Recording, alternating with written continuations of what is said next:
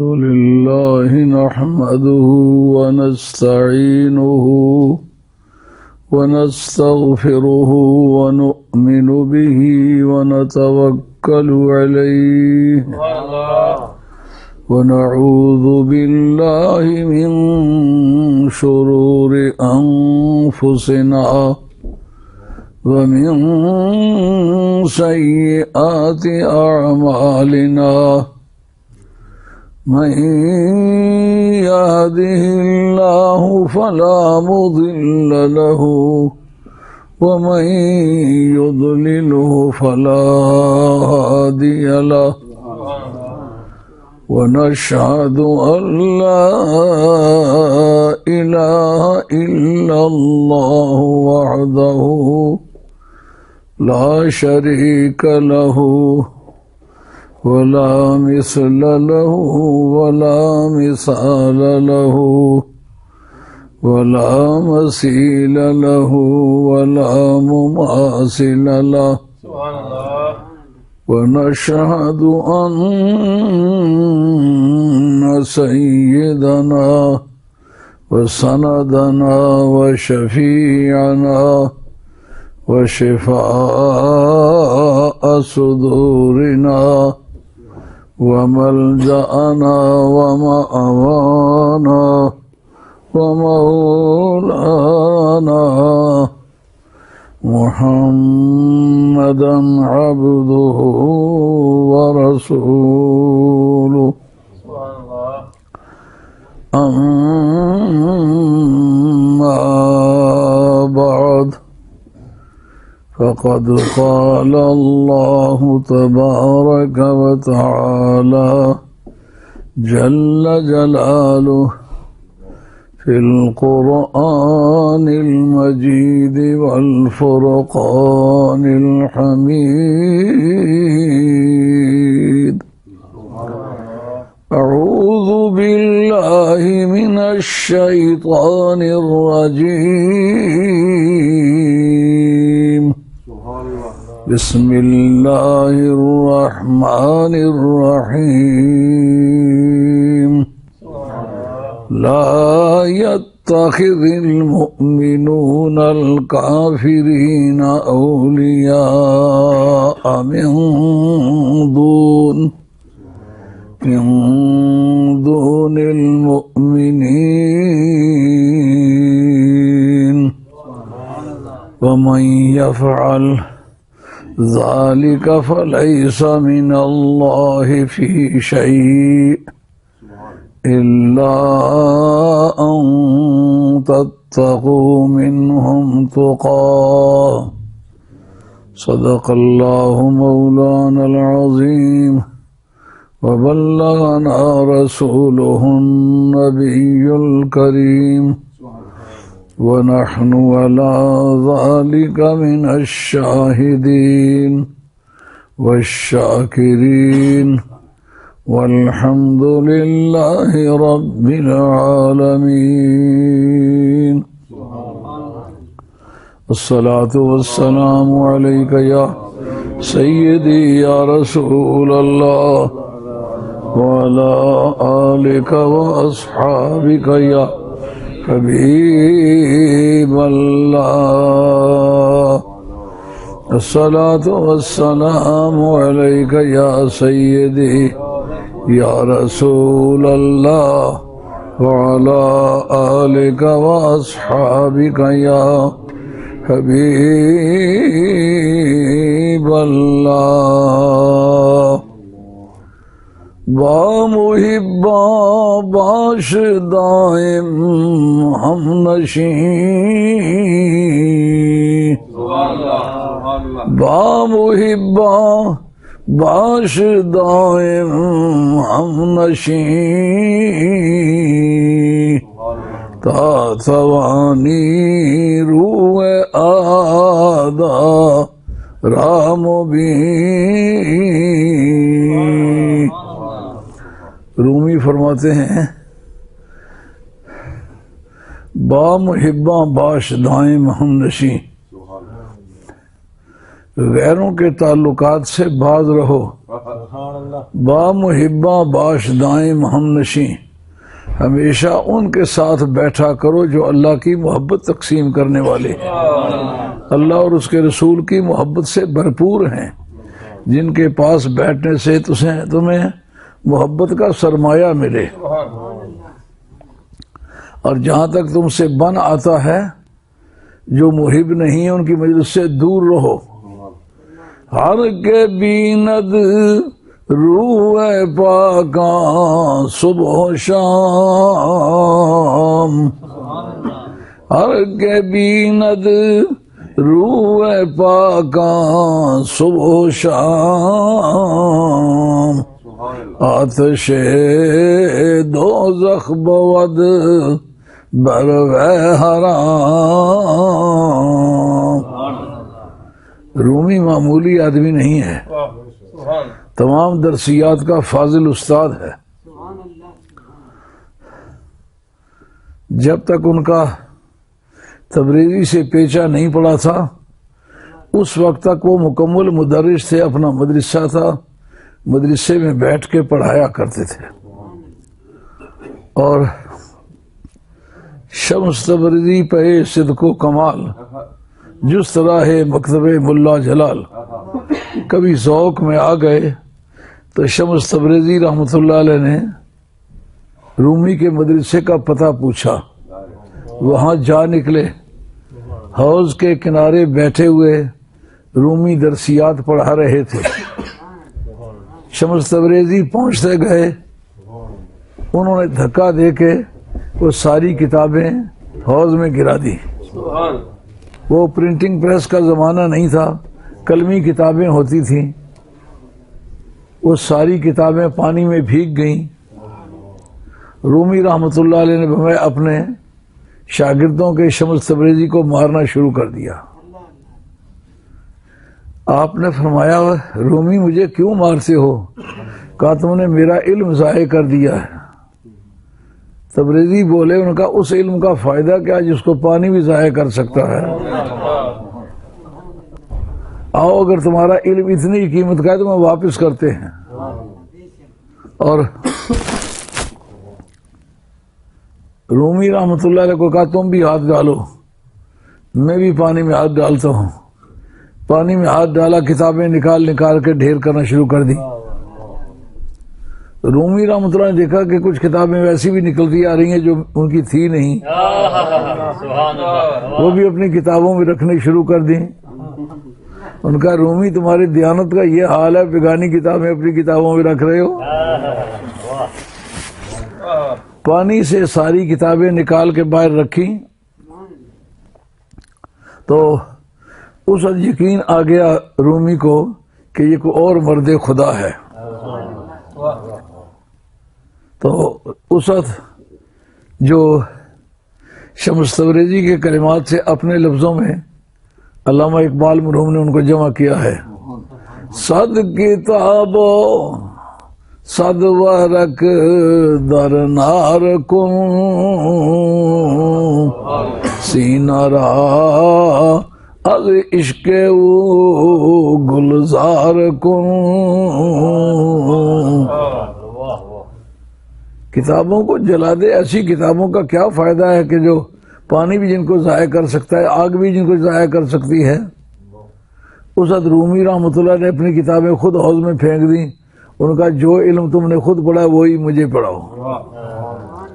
ان کا ان میں سے ایک سبق یہ ہے، با محباں باش دائم ہم نشیں۔ صحبت بھی ایک چیز ہے جو صحبت کو اللہ کے قرب میں دخل ہے، وہ کسی دوسری عبادت کو نہیں ہے۔ امام جلال الدین سیوطی رحمۃ اللہ علیہ نے تدریب الراوی شرح تقریب النواوی جو علم المصطلح کی کتاب ہے، ان حدیث کو لیا کس طرح جاتا ہے، پہنچایا کس طرح جاتا ہے، کس طرح کے لفظ سے کوئی حدیث لی جائے تو اس کا درجہ کیا ہوتا ہے، کس طرح کے الفاظ سے حدیث پہنچائی جائے تو اس کا درجہ کیا ہوتا ہے۔ اخبرنا، انبأنا، علمنا، حدثنا، جس طرح کے الفاظ حدیث کی روایت میں آئیں اس سے اس کی کلاسیفیکیشن ہو جاتی ہے، پتہ چل جاتا ہے یہ کس درجے کی حدیث ہے۔ اس علم کی کتاب ہے، اس کا نام ہے علم المصطلح، اس کو اصول حدیث بھی کہہ سکتے ہیں۔ اس کے اندر انہوں نے بحث کی ہے ان کا صحابہ کرام میں کتنے لوگ ہیں جو شہید بھی ہیں، غازی بھی ہیں، حافظ بھی ہیں، مجاہد بھی ہیں، مہاجر بھی ہیں، کتنے محاسن ہیں، لیکن کبھی کسی صحابی کے ساتھ آئے علامہ ابو بکر صدیق، غازی عمر فاروق، شہید عثمان غنی، کا یہ سارے الفاظ عزت والے ہیں، مگر جو سب سے بڑا عزت والا لفظ ہوتا ہے وہ استعمال کرنا کوئی پسند کرتا ہے۔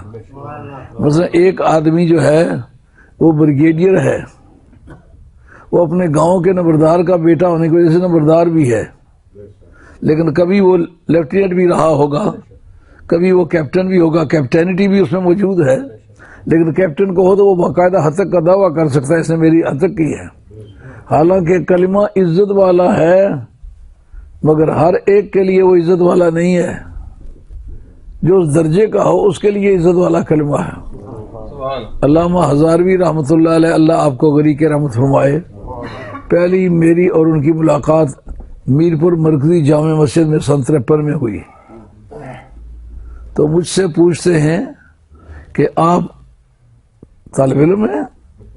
میں نے کہا میں طالب علم نہیں، میں استاد ہوں۔ طالب علم تو قبر تک رہے گی۔ انہوں نے کہا تو آپ کس چیز کے استاد ہیں؟ میں نے کہا درس نظامیہ کا استاد ہوں۔ انہوں نے کہا درس نظامیہ تو سمندر کی طرح ہے، کون سی کتاب کے مدرسے؟ میں نے کہا آپ پوچھ لیں مجھ سے، ابھی میں عرض کرتا ہوں۔ تو دو چار باتیں آپ نے مجھ سے پوچھی، میں نے ان کا جواب عرض کیا۔ ان کا مولانا بڑا مزہ آیا۔ میں نے کہا میں مولانا نہیں، میں سید برادری کا آدمی ہوں۔ ہزاروی صاحب کو کون بتائے؟ ہزاروی صاحب رحمۃ اللہ فرماتے ہیں اللہم صلی علی سیدنا و مولانا، یعنی میں نے مولانا اس اتھارٹی کی بنیاد پر کہا کہ سرکار کے لیے مولانا استعمال ہوتا۔ میں نے کہا مولانا انتہائی ادب سے عرض ہے کہ آپ پورے عالم اسلام میں کہیں اللہم صلی علی مولانا محمد سیدنا نہ کہیں، مولانا محمد نہ کہیں۔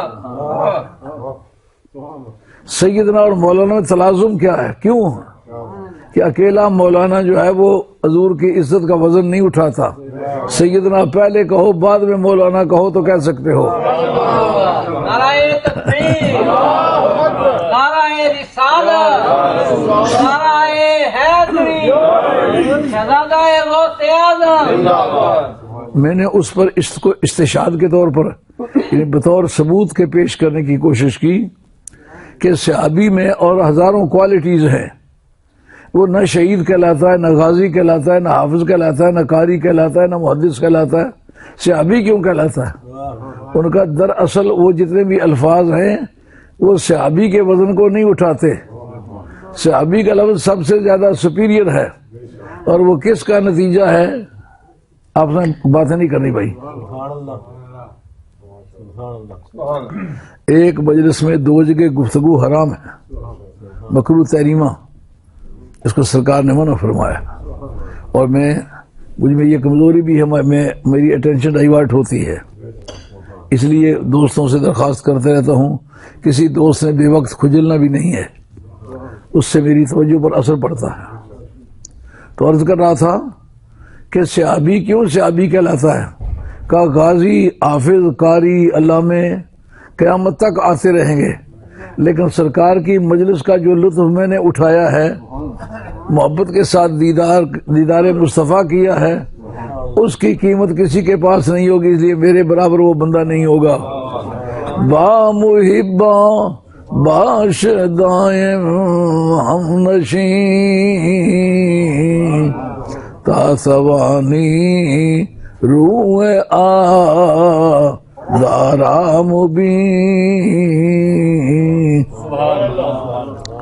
جہاں تک تجھے بن آئے دشمنوں کا چہرہ دیکھنے سے گریز کرو، قرآن مجید نے یہ بات کہی ہے، لا يتخذ المؤمنون الکافرین اولیاء من دون المؤمنین، مسلمانوں کے مقابلے میں غیر مسلموں کو دوست مت بناؤ۔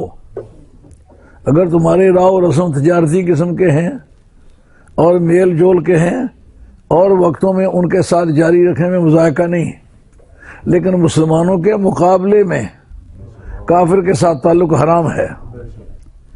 اس بات کا ذکر ہمارے بزرگوں نے آج سے 1 صدی پہلے سے شروع کیا، اور اس راستے کا پہلا سہرا نورد حضرت میاں محمد صاحب عارف کھڑی رحمۃ اللہ علیہ، جو پہلی کتاب اس مضمون پر لکھی گئی ہے کہ مومنوں کے مقابلے میں کافروں کو اپنا دوست نہیں بنانا، اس موضوع پر اس کتاب کا نام ہے ہدایت المسلمین، اور وہ میاں صاحب نے صاحب الملوک کے شعروں کی زمین پر وہ کتاب لکھی ہے، اس کے اندر ذکر کیا ہے۔ اس سے پہلے بھی اس مضمون پر ایک کتاب لکھی گئی لیکن وہ نامکمل تھی۔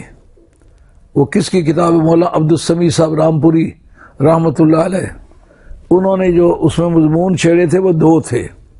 ایک سرکار دو عالم السلام کے ذکر پاک کے وقت کھڑے ہو کے سلام پڑھنا جو ہے بدعقیدہ لوگوں نے لکھا تھا وہ حرام ہے، وہ جائز نہیں ہے۔ دوسرا یہ کہ جو تم ثواب ختم وغیرہ پڑھتے ہو، ختم کا ثواب نہیں پہنچتا۔ اب یہ جو علماء کے اندر یہ 2 بحثیں سر عنوان رہی ہیں، اس کی وجہ یہ نہیں کہ علماء کرام کو ان دونوں مسئلوں کی زیادہ ضرورت تھی، ان دونوں مسئلوں سے بڑھ کر حضور علیہ الصلوۃ والسلام کے نور ہونے کی ضرورت تھی، اس سے بڑھ کر حضور کے حاضر و ناظر ہونے کے مسئلے کی ضرورت تھی، اس سے ملتی جلتی اہمیت کے ساتھ سرکار کو غیب سے پکارنا تھا، بن دیکھے سرکار کو پکارنا تھا۔ اس طرح کے بے شمار مسائل تھے لیکن ان کو نہیں چھیڑا۔ وجہ کیا تھی کہ جو مسائل معاشرے میں چھڑے ہوئے تھے ان کو انہوں نے بحث میں لا کر کے ان کے جوابات بیان فرمائے۔ اور یہ جو ایصال ثواب کا مسئلہ ہے، اس کا پہلا منکر دنیا میں معتزلہ ہے۔ ملا علی قاری نے اپنی کتاب شرف اکبر کے اندر لکھا ہے کہ ثواب کے پہنچنے کا پہلا منکر معتزلہ ہے، اور یہ پہلی بدعت ہے اور پہلا بدعتی ہے۔ پہلا بدعتی معتزلہ ہے اور پہلی بدعت ثواب کا انکار کرنا ہے۔ دور حاضر میں جو سنت کے دائی ہیں وہ ثواب کے پہنچانے کے منکر ہیں، حالانکہ وہ پہلی بدعت ہے، اور اس بدعت کا موجد جو ہے معتزلہ ہے۔ پیروی معتزلہ کی کرتے ہیں، دعویٰ سنت کا کرتے ہیں۔ انوکھی بات ہے کہ نہیں؟ دنیا سے سب سے زیادہ بدصورت آدمی کی نقل اتارنا اور سب سے زیادہ حسین آدمی کا بہانہ کرنا، اپنے آپ کو دنیا میں سب سے زیادہ حسین بننے کا مظاہرہ کرنا، اور دنیا کا جو سب سے بدصورت انسان ہے اس کی کاپی کرنا۔ پہلا بدعتی معتزلہ ہے اور پہلی بدعت ثواب کے پہنچنے کا انکار ہے۔ اس پر مولانا عبدالسمیع صاحب رامپوری رحمۃ اللہ نے کتاب لکھی تھی، پر یہ دونوں ہی مسئلے زیر بحث تھے، اس سے تیسرا مسئلہ زیر بحث نہیں تھا۔ میاں صاحب کا کمال یہ ہے کہ میاں صاحب نے وہابی اور سنی کے درمیان جتنے بھی اختلافی مسائل ہیں سب کو بحث میں لائے ہیں، اور ہر مسئلے کا رد کیا ہے، اور کیا شعروں میں ہے، اور ہر ایک راوی کا نام لیا ہے، ہر ایک کتاب کا نام لیا ہے، حدیث کا نام لیا ہے۔ یہ کمال ہے۔ اس سے پتہ چلتا ہے میاں صاحب رحمۃ اللہ علیہ کو اللہ تعالیٰ نے علم لدنی عطا فرمایا تھا، وگرنہ وہ سموار شریف سے باہر کہیں پڑھنے کے لیے گئے ہی نہیں۔ دربار کھڑی شریف سے چند میلوں کے فاصلے پر ہے، وہاں سرخرو خان ایک چب راجپوتوں میں سے ایک شخص گزرے ہیں جنہوں نے اس شہر کی بنیاد رکھی تھی، اور اس جگہ ایک مسجد تھی جو میرپور والی مرکزی جامع مسجد سے بڑے سائز کی مسجد ہے، اور اتنی موٹی 2 آدمی مل کے اس سے بازو پھیلائیں تو مشکل سے اس کی دیواروں کو گھیر سکتے ہیں۔ اس مسجد میں نے جا کے تقریر بھی کی ہے اور کئی مرتبہ کی ہے، خاص طور پر معراج شریف کے موقع پر میں گیا ہوں، لیکن اس میں جو اسرار و کیفیات تھے وہ مجلس میں بیان کرنے والے نہیں ہیں، وہ ایک راز کی بات ہے۔ اس میں حافظ غلام حسین صاحب رحمۃ اللہ علیہ ان کے استاد تھے، جو حفظ کے سوا کوئی کتاب پڑھے ہوئے نہیں تھے۔ ان کا ذکر کرتے میاں صاحب سیف الملوک کا صفحہ نمبر 28 پر ذکر کرتے ہیں، ان کا نام تھا غلام حسین، نام ان کا نہیں لیا، کہتے خاص غلام امام وڈے دے، ادب سے نام لیا ہے، غلام حسین نہیں کہا خاص غلام امام وڈے دے تے صاحب میرے سر دے، اے او خاک اساڈا سرما جس جائی پر پھر دے۔ وہاں ایک ساتھی ہوتا ہے جو 7 لوگ بیچتا ہے، جس پر میاں صاحب کا فوٹو ہے، اس کے ساتھ شعر لکھا ہوا ہے، آمی آمی نا چر لامی دسی چاہت حسن دی، آئے نی پور محمد بخشا کر کے آس چمن دی۔ اس شعر پر میری 2.5 گھنٹے کی تقریر ہے وہاں۔ آمی آمی معراج کی رات تھی، اس میں آپ سمجھ جائیں کہ آمی آمی کا کیا مطلب ہے۔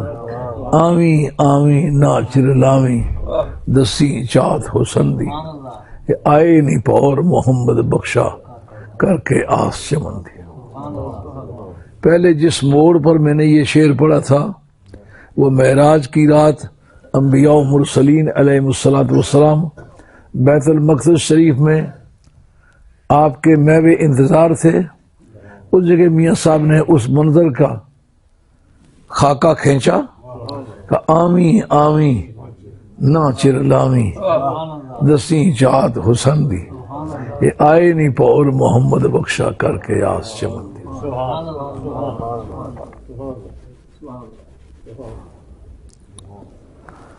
وقت سے پہلے مسائل کو سمجھ لینا، ان کا حل بیان کرنا، یہ اپنے وقت کے مجددین کا کام ہے۔ گزرے ہوئے مسائل کا حل پیش کرنا اور آنے والے خطرات سے آگاہ کرنا اور ان کا توڑ بیان کرنا۔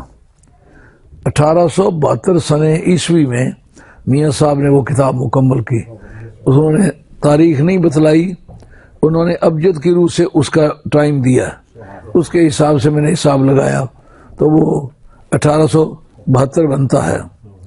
اس کے اندر انہوں نے اس سے بحث کی ہے کہ با محباں باش دائم ہم نشین، با محباں باش دائم ہم نشین، تا توانی روح آدارا مبین۔ میں نے عرض کیا ہے جو پاکان بارگاہ کی صحبت کا نتیجہ ہے اس کے برابر دوسری عبادات نتیجہ نہیں لاتی۔ اس کا ثبوت کیا پیش کیا ہے؟ سرکار کا دیدار، سرکار کا صحابی، صحابہ سے زیادہ اچھے عقائد کس کے ہو سکتے ہیں؟ ان سے زیادہ اچھی تعلیم کس کی ہو سکتی ہے؟ انہوں نے صحابی کے لفظ کو ہر دوسرے لفظ پر ترجیح کیوں دی؟ اور جتنے بھی الفاظ ہیں مرتبے کے لوڈ کو اس طرح نہیں کھینچتے جسے صحابی کھینچتا ہے۔ تو پھر آل اللہ نے جو اپنے سر پر بیتی تھی اس کا ترجمہ کیا ہے۔ عارف رومی نے درجنوں برس پڑھایا ہے لیکن عارف رومی نہیں بنے۔ عارف رومی کب بنے؟ چوں گرفتی پیر ہی تسلیم شو، ہم چو موسیٰ زیر حکم خضر رو کا سلسلہ طریقت میں قدم رکھا ہے۔ تیرا پیر درجے میں تجھ سے کم تر ہے، بے شک کم ہو، لیکن پیروی اس کی کر۔ اس کی مثال ان کا جناب خضر کے پیغمبر اور ولی ہونے میں اختلاف ہے۔ اگر وہ پیغمبر بھی بالفرض ہیں تو موسیٰ نہیں ہے علیہ الصلوۃ والسلام۔ پہلا درجہ حضور علیہ الصلوۃ والسلام کا، دوسرا ابراہیم علیہ السلام کا، تیسرا حضرت موسیٰ کلیم اللہ علیہ السلام کا۔ تو جناب خضر تو اس ٹکر کے لوگوں میں سے نہیں ہے، لیکن رومی فرماتے ہیں چوں گرفتی پیر ہی تسلیم شو۔ فارسی زبان میں ہی یہ تنبیہ کا صیغہ ہے، تنبیہ ہے، خبردار کے معنی میں. اگر کسی مرد حق پرست کے ہاتھ پہ ہاتھ رکھا ہے نا تو پھر تسلیم محض ہو جائے، چون و چرا کرنی بند کر دے. اور جس طرح موسیٰ کلیم اللہ علیہ السلام ساتھ سے جناب خضر کے مرتبے میں جناب خضر چھوٹے ہیں، موسیٰ علیہ السلام بڑے ہیں. آپ کو اگر آرمی سے خود اپنا واسطہ نہیں پڑا تو کبھی صبح تو ہوگا.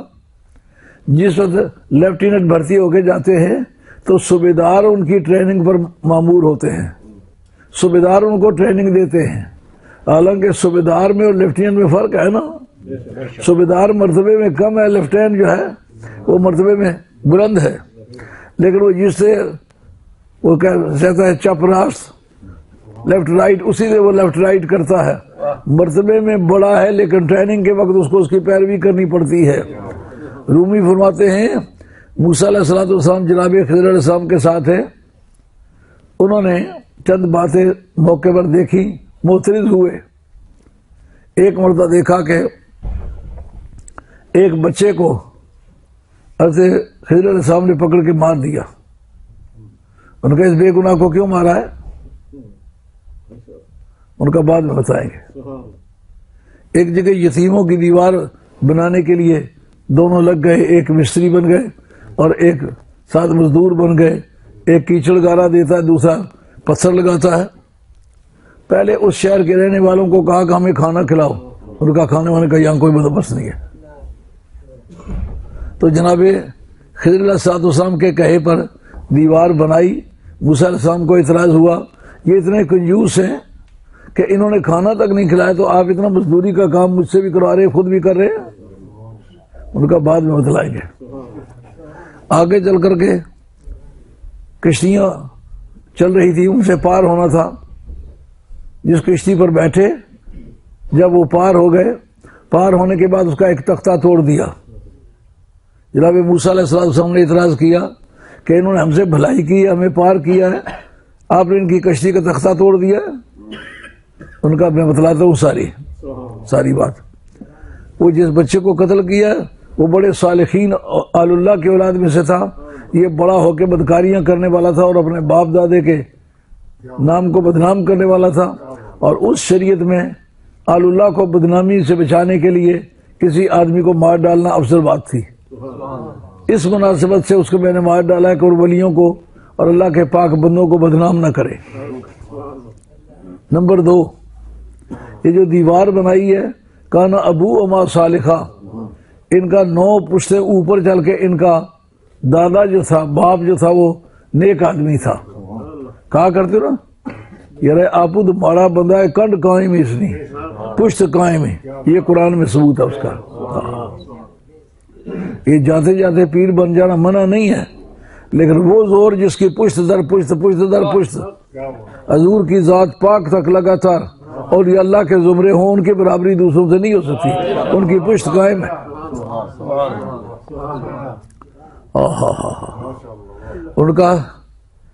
ان کا خزانہ، ان کے دادے کا خزانہ یہاں دفن تھا. اب وہ دیوار گر گئی تھی، وہ ننگا ہونے والا تھا. ننگا ہوتا تو لوگ اس کو اکھاڑ کے لے جاتے. اب اوپر ہم نے دیوار بنا دی ہے.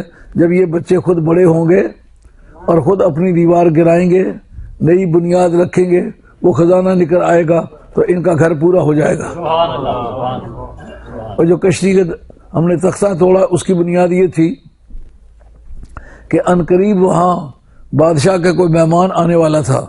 اس کے لیے ساری کشتیں جو ہے فورس لیبر میں پکڑنے والا تھا، بگار میں، بغیر پیسے کے مفت میں دبا کر وہ مہینہ بھر استعمال کرنے والا تھا. تو ہم نے اس کا تختہ توڑ دیا تاکہ جب بگار میں کشتیاں پکڑیں تو ان کی کشتی فٹ نہ نکلے، اس کو چھوڑ دیں. تو سب جو مزدوری کرنے والے ہیں وہ سارے ادھر چلے جائیں، بعد میں علاقہ خالی رہ جائے، سوائے ان کے اور کوئی کنوینس نہ ملے، صرف یہی ایک فیری ہو، اسی کشتی میں لوگ بیٹھ کے جائیں تو کئی کشتیوں سے کہیں زیادہ پیسے یہ کما لیں گے. اس وجہ سے ایسا کیا ہے. اس لیے رومی فرماتے ہیں چوں گرفتی پیر ہی تسلیم شو ہم چو موسیٰ زیر حکم خضر رو۔ آل اللہ کی مجلس کیا کرو۔ قرآن مجید نے کہا لا یتخذ المؤمنون الکافرین اولیاء من دون المؤمنین، مومن جو ہیں کبھی مومنوں کے مقابلے میں غیر مومنوں کو اپنا دوست نہ بنائیں۔ یہ قرآن مجید کی ایکسپریس پروویژن میں یہ ذکر ہے، یعنی ایک ہی وقت میں دونوں میں سے ایک کو دوست بنانا پڑا ہے، تو آپ کافر کو چھوڑ کے مومن کی دوستی کی پابندی کرنے کے پابند ہیں۔ اگر مومن کے مقابلے میں آپ نے کافر کی دوستی اختیار کی تو اللہ کی بارگاہ میں پھر آپ کا کوئی مذہب نہیں ہے۔ وَمَن يَفْعَلْ ذَلِكَ فَلَيْسَ مِنَ اللَّهِ فِي شَيْءٍ، قرآن نے کہا جو ایسا کرے گا خدا کی بارگاہ میں اس کا کوئی مذہب نہیں ہوگا۔ ہم ایک صدی پہلے سے شور کرتے چلے جا رہے ہیں کہ یہ جو ہندو نواز علماء ہیں ان سے احتیاط کرو، ان کا عقیدہ غلط ہے۔ صحت عقیدہ پہلا رشتہ ہے، صحت عقیدہ کی صورت میں ایک دوسرے پر اعتماد ہوتا ہے، جب عقیدے کا فرق پڑ جائے تو پھر اعتماد نہیں رہتا۔ تو اب ہم کہا کرتے جس کا عقیدہ صحیح نہیں ہے وہ مذہب اور ملت کا وفادار نہیں ہو سکتا۔ لوگ سمجھتے تھے یہ مولویوں کا جھگڑا ہے، یہ مولویوں کا جھگڑا نہیں، یہ عارفین کا جھگڑا تھا جو وقت سے پہلے مستقبل کے حالات کو حالات کے آئینے میں دیکھ لیتے ہیں، انہوں نے اس کے انالیسز کیے ہیں۔ عارف کھڑی رحمۃ اللہ علیہ نے اپنی ہدایت المسلمین کے اندر ان کا ذکر کیا ہے۔ اب بتائیں اس وقت جتنی دہشت گردی ہو رہی ہے ان میں کوئی بھی ہمارے عقیدے کا بندہ کہیں پکڑا گیا ہے؟ کہیں اس کے پاس کوئی ٹریننگ اس طرح کی ہوتی ہے؟ اب دیکھیں وہی قوم ہے کلمہ پڑھتی ہے لیکن کافروں کی صحبت میں جو پلے ہیں ان کا کافروں کے بارے میں مخلصانہ عقیدہ ہے، مومنوں کے بارے میں فاسدانہ عقیدہ ہے۔ کوئی دہشت گرد آپ نے دیکھا ہے کہ ہندوستان کے خلاف لڑ رہا ہے؟ اگر پاکستان کے خلاف لڑ رہا ہے تو پاکستان مسلمانوں کا ملک ہے، اگر افغانستان کے خلاف لڑ رہا ہے تو افغانستان مسلمانوں کا ملک ہے، اگر بغداد کے خلاف لڑ رہا ہے تو بغداد تو مسلمانوں کا۔ جہاد کافروں کے ساتھ ہوتا ہے یا مومنوں کے ساتھ ہوتا ہے؟ دیکھیں وہی قرآن ہے، وہی حدیث ہے، وہی اسلام ہے، اس سے یہ باتیں کہاں نکلتی ہیں کہ جتنی تمہارے پاس طاقت ہے اس کا استعمال مومنوں کی تباہی کے لیے کرو؟ یہ تو اسلام اجازت نہیں دیتا۔ مسلمانوں نے تو ساری زندگی اسلام کی خدمت کی ہے، مسلمانوں کی حمایت کی ہے، کافروں کی حمایت نہیں کی۔ تو ان بنیادوں پر ہمیں دیکھنا ہوگا یہ کس بات کی برائی ہے، یہ عقیدے کی برائی ہے۔ کل آپ کا جو ملک بن رہا تھا، اس وقت پاکستان کے مقابلے میں ہندوستان میں مسلمانوں کی آبادی زیادہ ہے۔ اگر یہ سارے متفق ہو جاتے تو پاکستان کا آج نقشہ اور ہوتا۔ عقیدے کی برائی کی وجہ سے انہوں نے کہا کہ ہم پہلے ہندوستانی ہیں پیچھے مسلمان ہیں۔ دیکھنا یہ ہے کہ یہ عقیدہ عالم اسلام میں کہیں پایا جاتا تھا؟ عالم اسلام کے عقائد بارہا آپ کی خدمت میں بیان کیے جا چکے ہیں۔ حضرت سلمان فارسی رضی اللہ تعالیٰ عنہ نوشیروان کی اولاد میں سے تھے۔ نوشیروان کا بیٹا جو ہرمز تھا سب سے بڑا بیٹا، اس کی اولاد میں سے تھے۔ لیکن جس وقت ایران فتح ہوا اس میں نمایاں کردار جو تھا حضرت سلمان فارسی رضی اللہ تعالیٰ کا تھا۔ حدیث مسلم کے اندر آتا ہے سرکار نے فرمایا کہ ایک وقت آئے گا قصر ابیض فتح ہوگا، اور قصر ابیض کے فتح ہونے کے وقت جمعے کا دن ہوگا، سلمان فارسی پہلا آدمی ہوگا جو قصر ابیض کے مینار پہ چڑھ کے جمعے کی اذان کہے گا۔ جماعت چھوٹی سی ہوگی، جمعے کا دن ہوگا، حالات بڑے خطرناک ہوں گے، اور وہ میدان مارنے کا کام کون کرے گا؟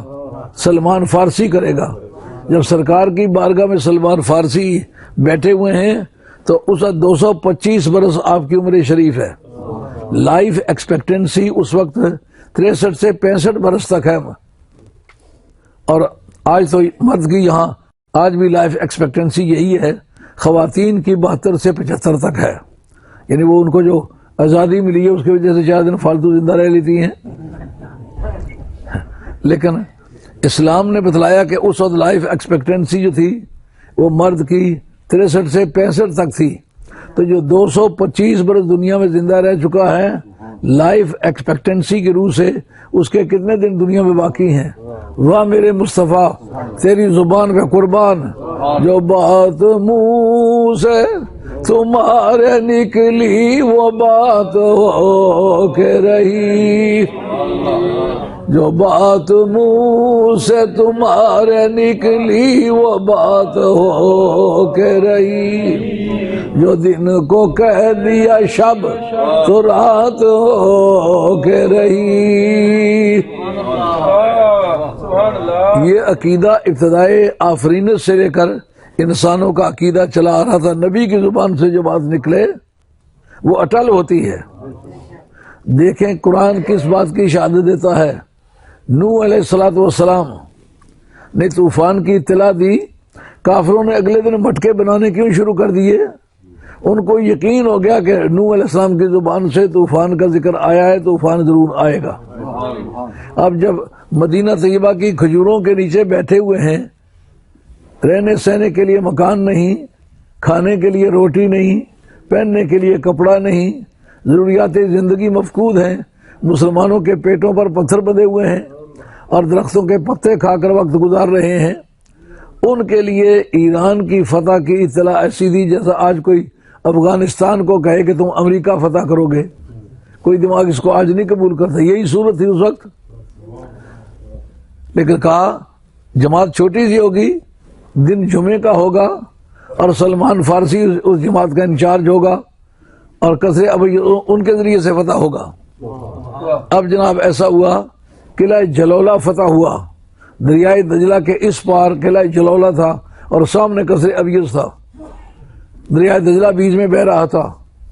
دیکھا حضرت سلمان فارسی نے، کہا حضرت سعد بن وقاص ایریا کمانڈر تھے، ان سے پوچھا آج دن کون سا ہے؟ ان کا جمعہ ہے۔ ان کا وہ سامنے کیا ہے؟ قصر ابیض ہے۔ کہا دیکھیں جماعت کتنی ساری ہے؟ کہا چھوٹی سی ہے۔ کہا وہ حدیث یاد ہے آپ کو جب فلاں جگہ بیٹھے ہوئے تھے، سرکار نے فرمایا تھا جمعے کا دن ہوگا، جماعت چھوٹی سی ہوگی اور سلمان فارسی قصر ابیض کو فتح کرے گا۔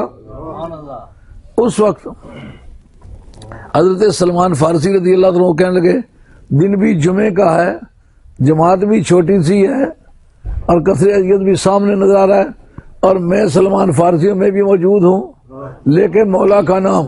ان کا اب میں تو جاتا ہوں، ان کا جماعت چھوٹی سی ہے، کامیاب نہیں ہو سکے۔ دیکھو سامنے سامن کے بدلیوں کی طرح جمع کھڑے ہیں سامنے۔ آپ نے جماعت کا چھوٹا ہونا یہ اس دن کی واقعیت کی دلیل ہے کہ سچ مجھ یہ وہی دن ہے جب سرکار وہاں جماعت چھوٹی سی ہوگی۔ جماعت کے چھوٹا ہونے کو تو کمزوری میں دخل ہے، لیکن کہتے ہیں میرے مصطفیٰ کی زبان سے جماعت چھوٹی سی نکلی ہے اور اسی کو کامیابی کا تمغہ سرکار نے دیا ہے۔ آج میری کوششوں کو اللہ تعالیٰ کامیابی کا تاج پہنائے گا۔ تو آپ دیکھیں، لیکن مولا کا نام پیچھے سے گھوڑا کدایا، 250 برس کے قریب عمر ہے اور دریا کی تند و تیز موجوں میں ڈال دیا۔ اب وہ خونی موجیں جناب راستہ روکتی ہیں، حضرت سلمان فارسی اس کو میز لگاتے ہیں، گھوڑے چل، یہ مرنے کا وقت نہیں، یہ ابدی زندگی کا وقت ہے۔ پیچھے 60 شاہ سواروں نے گھوڑے ڈال دیے۔ جب عین دریا کی بیڈ میں پہنچے تو دشمنوں نے تیر اندازی شروع کر دی، گھوڑوں کے منہوں پر اور شاہ سواروں کے منہوں پر، چھاتیوں پر اور کندھوں پر تیر لگے، پورے دریا کی جو سطح ہے وہ خون بن کے بہی۔ حضرت سعد کہتے ہیں واپس آ جاؤ، آگے جانا مفید نہیں ہے۔ ان کا طوفان بحر دیکھ کر جو اپنی کشتی موڑ لے وہ پار کب اتر سکا جو حوصلہ یوں چھوڑ دے۔ ہمیں جانا ہی جانا ہے۔ دریا کے اس پار جا لگے، اس پار جا کے لگے تو اس وقت دشمن جیسے ایرانی سر پہ پاؤں رکھ کر کے بھاگ کے کہا واللہ مجانین، یہ پاگل لوگ آ گئے۔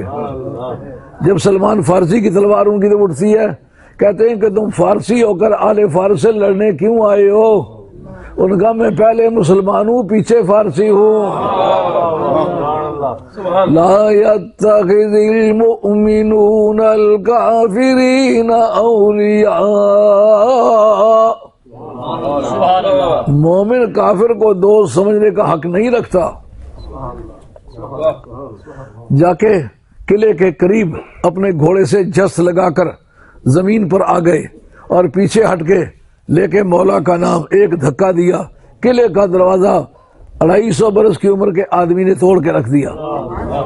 باقی صحابہ مال غنیمت لوٹنے لگے کہ سارا سرمایہ ایران کا، پرشین امپائر کا سارا سرمایہ اسی قلعے کے اندر تھا. باقی دولت لوٹنے لگے.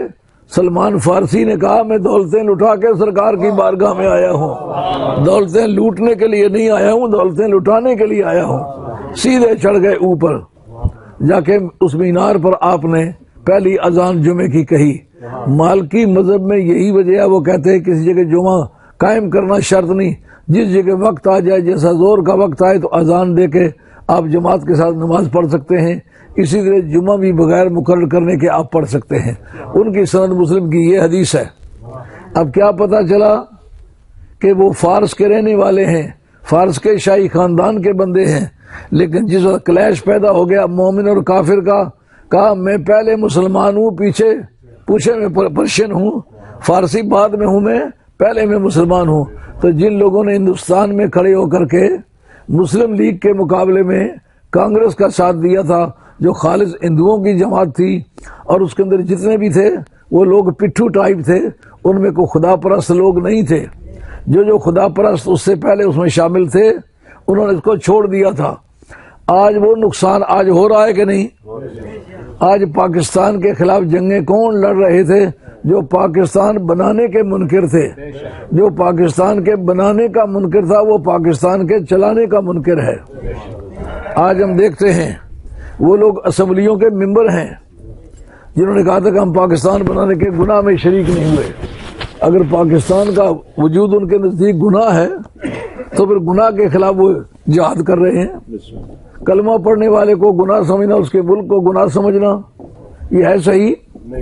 نبی پاک علیہ الصلوۃ والسلام نے جس جگہ مومن کی آبادی ہے وہاں سے خوشبو محسوس کی ہے.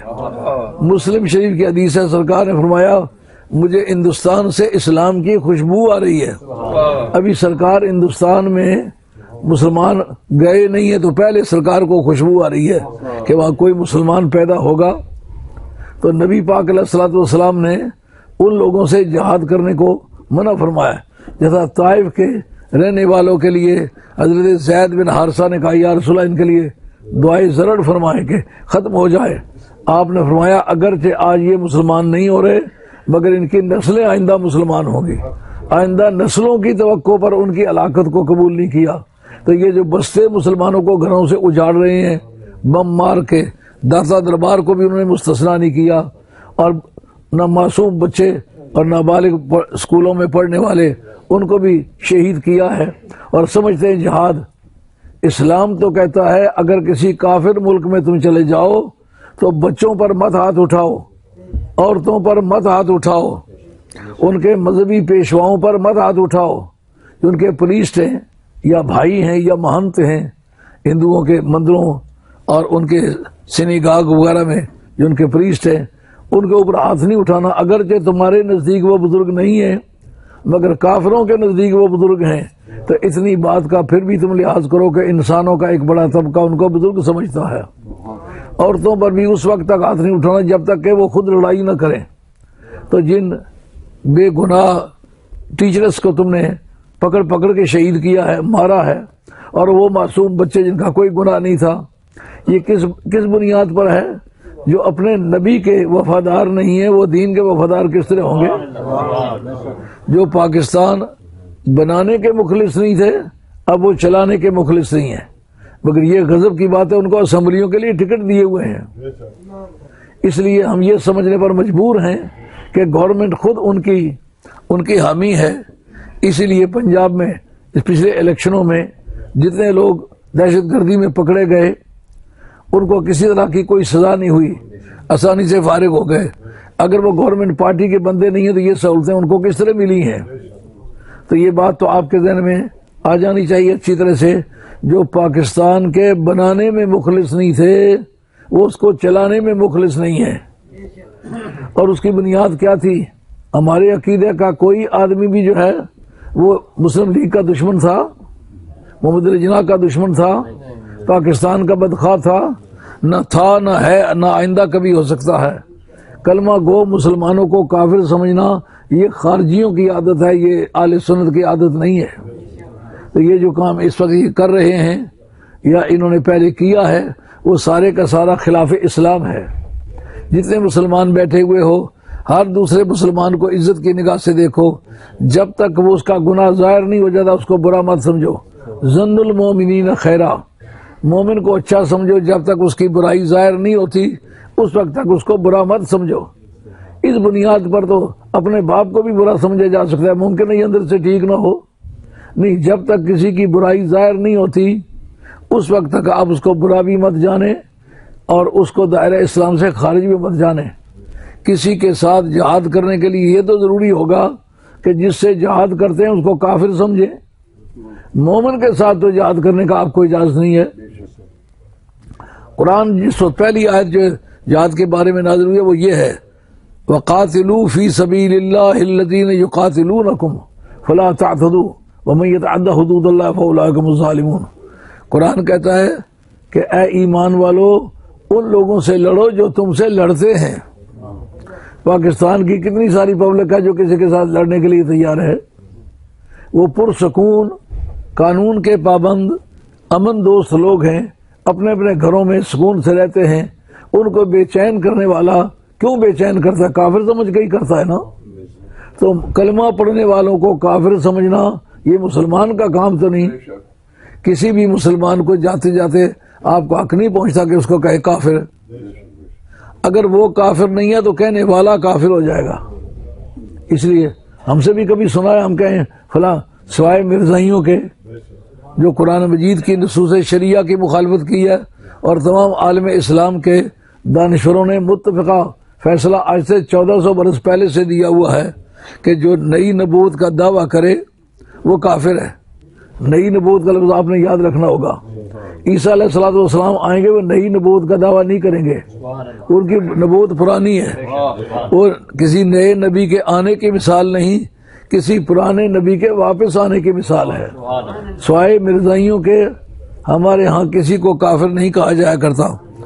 اعلیٰ حضرت رحمۃ اللہ علیہ نے کتنی سخت قسم کی کتابیں لکھی ہیں، لیکن اسماعیل دہلوی کو بھی کافر نہیں کہا، ابن تیمیہ کو بھی کافر نہیں کہا، حالانکہ اس وقت جو مناظرہ ہوا تھا دربار شاہی میں امام سبکی نے ان کے ساتھ مناظرہ کیا تھا۔ یہ صاحب فتح الباری جو ہیں انہوں نے امام ابن عسقلانی انہوں نے الدرر الکامنہ فی رجال میاں سامنہ، انہوں نے یہ کتاب ہے 4 جلدوں کی، اس کے اندر اس پورے مناظرے کے دلائل لکھے ہیں، کس طرح شروع ہوا، کس طرح منظوری ہوئی، اور بالآخر وقت کی گورنمنٹ نے ابن تیمیہ کو کافر قرار دے کر کے جیل خانے میں بھیجا، جیل خانے ہی میں اس کی موت واقع ہو گئی۔ اور امام ابن حجر مکی نے فتاوی حدیثیہ کے اندر نام لیا اس کا، ابن تیمیہ کا ضال مضل اضلہ اللہ علی علم، وہ گمراہ بھی ہے، گمراہ کن بھی ہے، اور اللہ نے علم کے ہوتے ہوئے اس کو گمراہ کر دیا ہے۔ یہ یہاں تک باتیں لکھی، لیکن کافر انہوں نے بھی نہیں کہا۔ یعنی کفر کا لفظ استعمال کرنا بڑی جسارت کی بات ہے۔ اللہ سے دوری کی سب سے آخری مثال کفر ہے، کفر سے زیادہ اور کسی چیز سے رب سے دور نہیں ہوتا۔ تو اس لیے کسی مومن کو کافر سمجھنا یہ اس کے لیے خدشہ کفر ہے خود، کہ خود وہ کافر ہو جائے کہ کسی مسلمان کو کافر سمجھتا ہے۔ اس وقت یہ لاکھوں جانیں ضائع ہو چکی ہیں، ان سے پوچھو کن کو مارا ہے، یہ نہیں کہہ سکتے کہ ہم نے مسلمانوں کو مارا، یہ کہتے کافروں کو مارا ہے۔ ان کا عقیدہ مشرکانہ ہے۔ اس کی کیا وجہ ہے؟ ان کے ساتھ کہ تم مومن ہو وہ کافر ہے۔ ان میں ضروریات دین کے کتنے منکر تھے، وہ چھوٹے چھوٹے بچے جنہوں نے کلمہ پڑھا ہوگا، جنہوں نے نماز پڑھی ہوگی، بچے سارے اس عمر کے تھے کہ نمازیں پڑھتے تھے، ان کو تم نے مارا ہے۔ کس دلیل کی بنیاد پر مارا ہے؟ وہ تو بے گناہ تھے، مسلمانوں کے بچے تھے۔ تو جو مسلمانوں کا بیٹا ہو وہ مسلمان سمجھا جاتا ہے، اس کو مارنے کا تو جواز نہیں۔ کیا وجہ ہے؟ اس کی پیچھے وہ پشت، وہ طاقت ان کی پشت پر کار فرمائے جو کافروں کی دوستی میں یہ پلے، کافروں کی پوریاں کچوڑیاں انہوں نے کھائیں، 11ویں کا بکرا انہیں حرام نظر آیا، 11ویں کا حلوہ حرام نظر آیا، لیکن کنہیا کے جنم کا حلوہ انہیں مباح نظر آیا۔ کہا امام حسین کی سبیل کا پانی پینا حرام ہے، لیکن کنہیا کے جنم کی جو پیاؤ لگاتے ہیں وہ پینا درست ہے۔ یہ فتاوی رشیدیہ کے اندر لکھا ہوا موجود ہے۔ تو آپ نے یہ بات آج تسلیم کر لی ہوگی کہ جن کے بارے میں ہم کہتے تھے ان کا عقیدہ غلط ہے، یہ مسلمانوں کے حق میں وفادار نہیں ہو سکتے۔ ایمانداری سے بتاؤ وہ بات صحیح نکلی یا غلط نکلی؟ آج بتانے کا دن ہے کہ یہ بات آپ واضح کریں کہ ہم نے ان کو تعصب کی بنیاد پر برا کہا تھا یا مسلمانوں کے نفع اور خسارے کا بھی اس سے تعلق تھا۔ آج پورا عالم اسلام خطرے میں ان کی وجہ سے پڑا ہوا ہے، اور لڑتے کوئی شخص امریکہ کے خلاف لڑ رہا ہے، کوئی ان میں سے ہندوستان کے خلاف لڑ رہا ہے، کوئی ان میں سے کسی کافر ملک کے مقابلے میں لڑ رہا ہے، سب مسلمانوں کی ہلاکت کا کام کر رہے ہیں۔ تو مسلمانوں کو ہلاک کرنا یہ کافروں کا کام ہے، مومنوں کا کام تو نہیں ہے۔ ہم ان کو کافر کہنے کی جسارت نہیں کرتے، لیکن کام جو ہے یہ کافرانہ ہے۔ عقیدے میں کافر ہونا اور چیز ہے، عمل کافروں والا کرنا اور چیز ہے۔ اس لیے ہم نے کبھی ان میں سے کسی کو کافر نہیں کہا، نہ کہنا چاہتے ہیں۔ اعلیٰ حضرت نے وہ چند آدمی جنہوں نے کفریہ عبارات لکھی ہیں، ان کی عبارات کی وجہ سے ان کو کافر کہا ہے، اور ہم بھی ان کو کافر کہتے ہیں جنہوں نے کفریہ عبارات لکھی ہیں۔ سرکار کی شان میں ایسے کافرانہ جملے بولے ہیں جن کے بولنے کے بعد بندہ مسلمان نہیں رہ جاتا، خواہ کتنا بھی پڑا ہوا ہو۔ نہیں تو کفر کے لفظ سے ہمیشہ گریز کریں۔ ہم کسی کو ان لوگوں کے سوا کافر یا مرزائیوں کے سوا کافر کسی کو نہیں کہتے، لیکن یہ بات کیوں ہو رہی ہے؟ یہ ان کی مجلس کا نتیجہ ہے کہ جو مسلمانوں کو کافر سمجھتے تھے، وہ کہتے تھے دنیا کی سب سے زیادہ گھٹیا قوم مسلمان ہیں، حتیٰ کہ جو ڈوگرے تھے مرہٹے حیدرآباد دکن کے، انہوں نے پانی پت کرنال کی جتنی لڑائیاں لڑی ہیں، ان سے جس سپاہی سے پوچھا گیا کیوں لڑتے ہو، ان کا مسلمان ملیچ ہیں۔ ملیچ کہتے ہیں گندگی کو، یہ مسلمان ملیچ ہیں، جب تک ان سے زمین کو پاک نہیں کیا جائے گا زمین ناپاک رہے گی۔ تو مسلمانوں کو ملیچ سمجھنا اور کافروں کے ساتھ دوستی رکھنا یہ حیدرآباد دکن کے مرہٹوں کا مذہب ہے، یہ مسلمانوں کا مذہب نہیں ہے۔ یہ تھا آج کا بیان۔ اللہ تعالیٰ میرا اور آپ کا خاتمہ سچے دین پر کرے اور دین حق پر ثابت قدم رکھے۔